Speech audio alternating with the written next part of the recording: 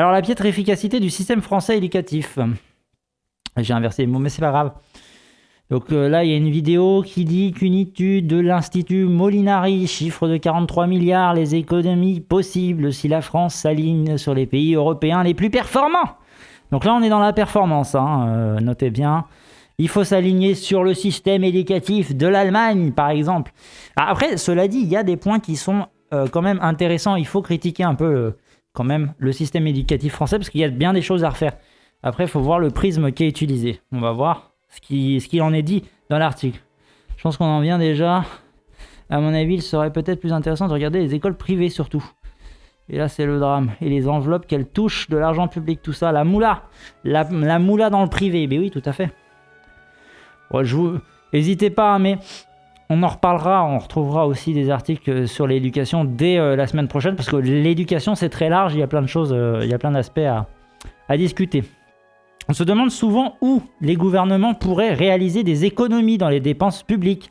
En effet, dans chaque champ d'intervention de l'État, les moyens semblent manquer. Pourtant, les résultats obtenus dépendent tout autant de l'efficacité des politiques publiques menées que des moyens mis en place sur la table. Dans une étude qui vient d'être publiée, l'Institut économique Molinari, un think tank libéral, ça nous étonne, montre que la France pourrait largement augmenter l'efficacité de son système éducatif au sens large si elle s'alignait sur les pays européens qui obtiennent les meilleurs résultats relativement aux dépenses engagées. Elle pourrait économiser jusqu'à 43 milliards d'euros chaque année, soit 2% du PIB. Pour venir à cette conclusion, l'étude de l'Institut Molinari procède à 3 comparaisons du système éducatif français par rapport à celui de nos voisins européens. La France investit beaucoup pour des résultats plus que moyens. Son auteur, l'économiste et essayiste Pierre Bentata, s'intéresse d'abord à l'efficacité du système éducatif primaire et secondaire français en observant les résultats des élèves au fameux test PISA de l'OCDE, dont la nouvelle étude serait publiée cette semaine relativement aux dépenses engagées calculées en pourcentage du PIB par habitant et au nombre d'élèves par professeur. Voilà, c'était le test PISA que je parlais justement. Ce chercheur, associé à l'Institut économique Molinari, a mesuré la part des élèves français n'ayant de difficultés ni en compréhension écrite, ni en mathématiques, ni en sciences dans les tests de l'OCDE, puisque l'objectif affiché du système français est de transmettre un socle commun de connaissances, partagé par tous. Ce critère semble plus pertinent que le classement général retenu qui évalue les performances moyennes des élèves, mais peut cacher d'importantes disparités, justifie-t-il. On va voir ce qu'ils nous en disent quand même. Avec une dépense de 14,4% du PIB par habitant engagé par élève à un niveau élevé, la France s'avère pourtant très inefficace puisque moins de 72% n'éprouvent aucune difficulté contre 83% en Finlande. 83% en Finlande dont le niveau de dépense est pourtant légèrement moins élevé. L'Hexagone se classe 16e sur 27 en termes de rapport qualité-prix. Ah, on parle de rapport qualité-prix, attention. Attention, c'est important. On est sur un rapport qualité-prix, c'est... Voilà, nous on paye, on veut de la qualité. Mais on paye pas beaucoup, voilà. Il faut pas que ça soit fort. Il faut de l'éducation privée, voilà, il faut un bon rapport qualité-prix. Et c'est le privé qui peut faire ça, on le sait tous. Je sens qu'ils vont nous vendre ça, je sens qu'ils vont nous dire, bon, quand même en France, on s'y prend pas bien, il faudrait un peu plus d'entreprises privées qui s'occupent de l'éducation, parce que, quand même. Alors... Une faiblesse qui ne peut être justifiée par le nombre d'élèves par classe. La France a bien un ratio de professeurs par élève relativement faible.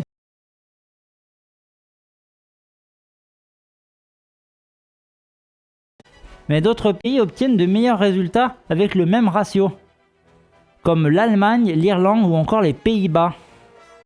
Si la France se rapprochait des pays les plus efficaces, elle pourrait économiser près de 28 milliards d'euros par an, sur un total de 105 milliards. Bah voilà. Et bah voilà, on les a les sous.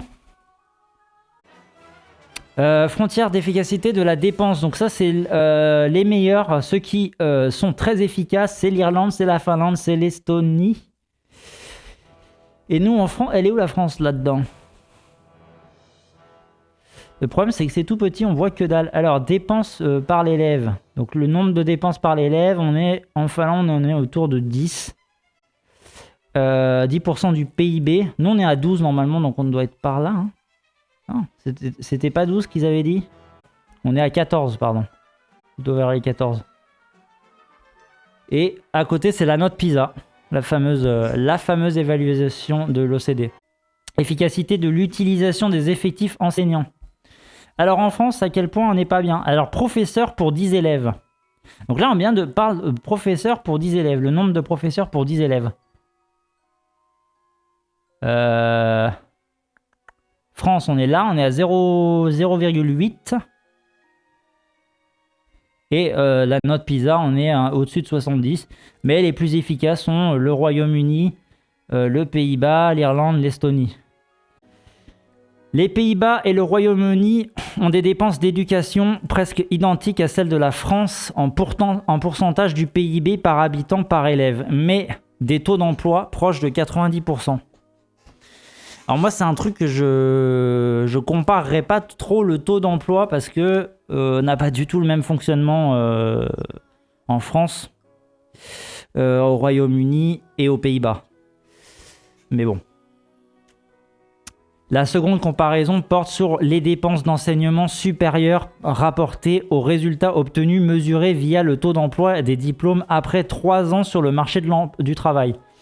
Dans ce domaine, la France se classe 17e sur 27 malgré un taux d'insertion de 80%. Les Pays-Bas et le Royaume-Uni ont des dépenses d'éducation presque identiques à celles de la France en pourcentage du PIB par habitant par élève, mais des taux d'emploi proches de 90%. Illustre l'étude. En s'alignant sur les meilleurs pays, la France pourrait économiser 4 milliards sur les 31 milliards d'euros des dépenses totales. L'institution économique Molinari finit par mesurer la capacité de la France à mettre en adéquation son offre éducative, y compris la formation professionnelle, avec les marchés de l'emploi. Pour cela, plusieurs indicateurs ont été mobilisés. Le taux de jeunes ni scolarisés ni en emploi ni en formation, mais aussi la proportion de personnes travaillant dans le secteur pour lequel elles ont été formées. Un troisième indicateur mesure la difficulté des entreprises à recruter les bons profils à travers le nombre d'emplois vacants. Des critères rapprochés du niveau de dépenses dans le système éducatif au sens large, incluant le supérieur et la formation professionnelle. Alors du coup, on a encore un tableau. Donc le schéma, on a l'efficacité des dépenses d'enseignement supérieur. C'est dépenses par élève en pourcentage de PIB en bas et le taux d'emploi des diplômés du supérieur. Donc là, ça ne s'intéresse qu'au supérieur. La France, elle est là. Et on est à 80 et quelques pourcents, alors qu'on pourrait être comme en Allemagne, à plus de 90%, et en Autriche qui leur coûte moins cher en PIB. Le taux d'emploi est meilleur que la France et dépense moins de PIB, etc., etc. Après, le truc, c'est que le pourcentage de PIB, c'est bien, mais c'est pas une valeur fixe, forcément en fonction du PIB du pays. Et l'Allemagne, voilà, on est 6e avec 2000 milliards, 2775 milliards, tandis que l'Allemagne a, elle, 4000 milliards.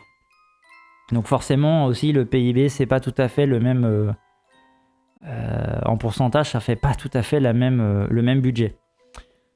Après, c'est pareil, il faut aussi voir combien il y a de gens dans le pays qui sont en éducation.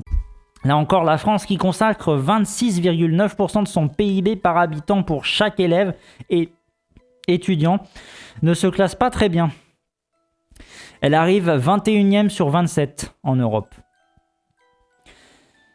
Avec des dépenses beaucoup moins importantes, 18%, la Roumanie obtient pourtant de bons résultats. À l'opposé, la Finlande dépense presque autant que la France pour chaque élève et étudiant en proportion de son PIB par habitant, 26,6%. Mais avec d'excellents résultats.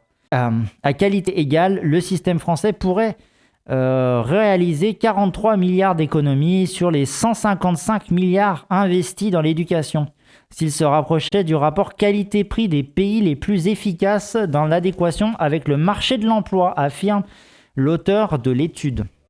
Vive l'autonomie. Finalement, sur l'ensemble des critères retenus dans l'étude, la France se classe en moyenne à la place 17 sur 27, soit dans la moyenne basse. Qu'est-ce qui permet à certains pays d'avoir de meilleurs résultats ? Donc Pierre Bentata tente de dégager quelques traits communs. D'abord, le degré d'autonomie dont jouissent les professeurs dans l'enseignement primaire et secondaire mesuré par l'OCDE. Un degré de liberté indépendant du niveau de dépenses. De même, le niveau des compétences des enseignements serait au cœur des écarts de performance des systèmes éducatifs. Plus que le nombre d'élèves par classe. Ensuite, un enseignement dédié à la formation professionnelle intégré très tôt dans le système éducatif via l'apprentissage et l'alternance serait aussi déterminant. Les pays les plus performants dans l'insertion des jeunes diplômés du secondaire comme du supérieur dans le monde professionnel ont pour la majorité un système de formation professionnelle d'apprentissage et d'alternance considéré comme efficace par les employeurs et élèves, explique le rapport.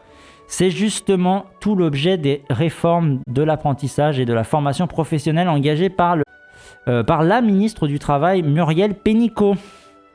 Mais rien ou très peu n'a en revanche été fait sur l'autonomie des établissements scolaires et des enseignants. Déplore Pierre Bentata, un prochain chantier pour le ministre de l'Éducation nationale, Jean-Michel Blanquer. Blanquer, turbo-néolibéral, pas sûr que tout aille mieux, mais on n'a pas vu le tableau là. Celui-là, je crois qu'on l'a pas vu. C'est une mesure globale de l'efficacité du système. Donc, c'est les dépenses totales en PIB par tête, éducation plus formation et un indice d'efficacité. Alors, le problème, c'est l'indice d'efficacité, il est basé sur quoi ?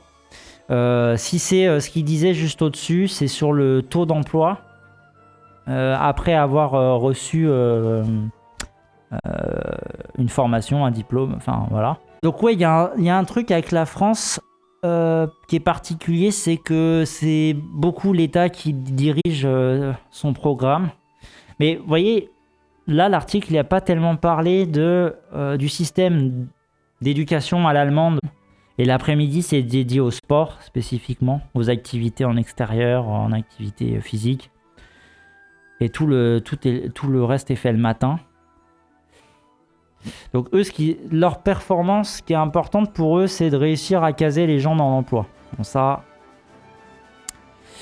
il parlait évidemment, je pense que tout le monde est d'accord sur ça, que le fait d'avoir de l'apprentissage, d'avoir de l'alternance, c'est un moyen qui est assez efficace parce qu'en fait, concrètement, quand vous mettez les pieds dans un emploi, en tant que stagiaire, apprenti, tout ça, vous créez des réseaux aussi. Parce que finalement, le travail marche beaucoup par réseautage aussi, un peu comme tout en fait. C'est-à-dire que vous connaissez une personne qui travaille dans tel domaine, vous pouvez travailler par là, votre père il travaille dans tel machin, donc vous vous intéressez à ça, puis votre père connaît des gens qui travaillent dans le même domaine, dans le garage d'à côté par exemple, j'en sais rien, ce genre de choses. Et vous allez probablement vous faire recruter comme ça. En tout cas pour les... Après je sais pas si c'est le cas à ce point-là pour les études supérieures. Mais vous créez beaucoup de réseautage aussi à la faculté, etc. Là c'est plutôt des réseaux entre élèves où on se partage des connaissances de tel réseau. Mais l'apprentissage et la formation professionnelle, c'est vous êtes au contact direct en fait des emplois. Vous vous formez sur place, vous voyez comment eux ils travaillent exactement. Parce qu'il y a aussi une différence entre apprendre à l'école, avoir des connaissances apprises théoriques, et le fait de les appliquer réellement dans une entreprise. Toutes les connaissances que vous apprenez à l'école vont pas forcément vous servir tout de suite ou tout le temps dans un boulot. Et puis c'est pas parce que vous avez un diplôme que vous avez les connaissances que vous savez les appliquer concrètement sur le taf. Donc après voilà, c'est aussi lié à comment on recrute en France. Tout à l'heure je disais par rapport au travail, que c'était différent le système du Royaume-Uni et de la France, par exemple, où on va avoir des contrats 0 heure et tout, et donc on va être comptabilisé dans le travail, alors qu'en France, normalement, on marche beaucoup au CDD, CDI, même s'il y a de plus d'emplois précaires, d'auto-entreprises, de petites PME, de petites entreprises qui vont travailler pour une grosse entreprise voilà. Vous avez tout ce réseau-là qui est payé par des grandes entreprises pour faire des trucs pour les grandes entreprises, pour que les grosses entreprises fassent d'autres trucs avec les trucs qu'on a fait pour les faire encore plus complexes, machin. Je pense au secteur de l'aéronautique, de l'informatique, où certaines entreprises sont spécialisées dans telle construction de tels matériaux électroniques qui vont servir ensuite à une grosse boîte qui vont mettre tout ça ensemble, machin, ou même de savoir vendre telle pièce qui va être achetée par des entreprises qui savent vendre ce genre de choses, parce que on est aussi vous avez aussi des écoles de commerce, les fameuses écoles de commerce, les écoles de enfin les secteurs de vente où on achète différents matos, ou alors là je pense dans l'électronique on a souvent les cartes graphiques, maintenant on les achète aux gros constructeurs et on les overclock, et ensuite on vend une version de la carte graphique de base, avec différentes modalités, fonctionnement, etc., qui sont reprises par des petites entreprises et ensuite qui les vendent chez matériel.net, je sais pas ce qu'il y a comme autre truc comme ça. Et là on parle beaucoup de réduire, donc de gagner de l'argent en fait, en étant plus efficient, donc dépenser moins.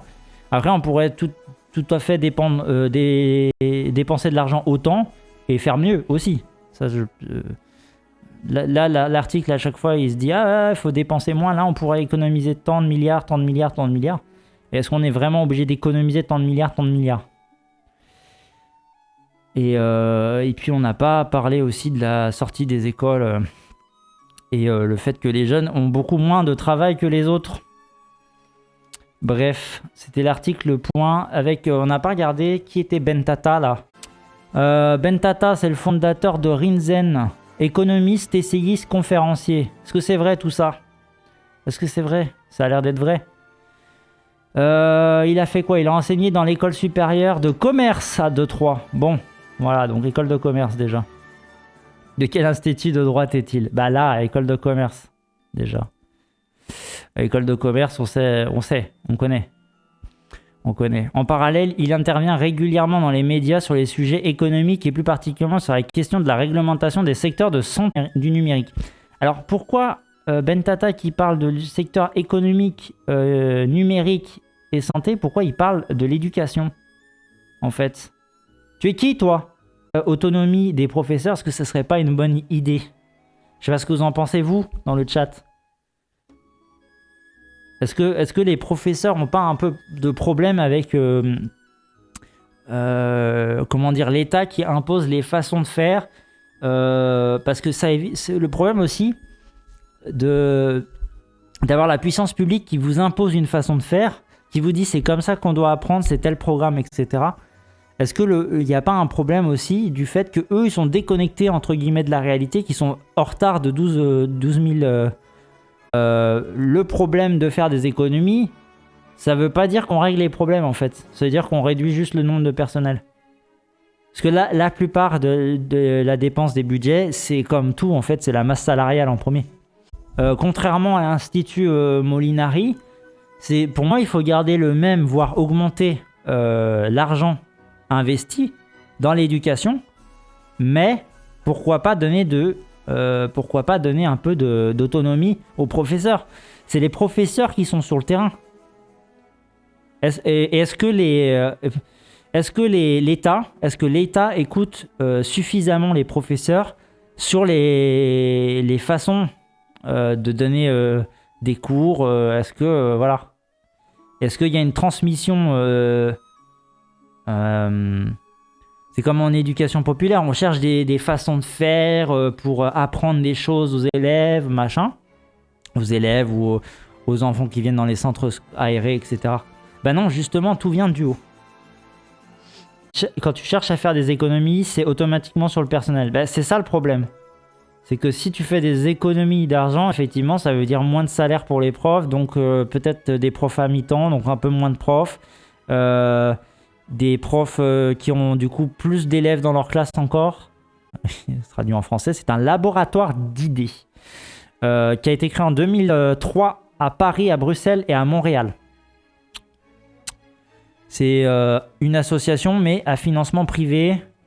La direction, c'est Cécile Philippe, ici. C'est une économiste. Docteur en économie de l'Université Paris-Dauphine et titulaire d'un DESUP en gestion des entreprises et dans les pays en développement. Doctorat au sein d'une think tank américaine. Théorie de l'information, de l'émergence d'un marché de l'information sur Internet.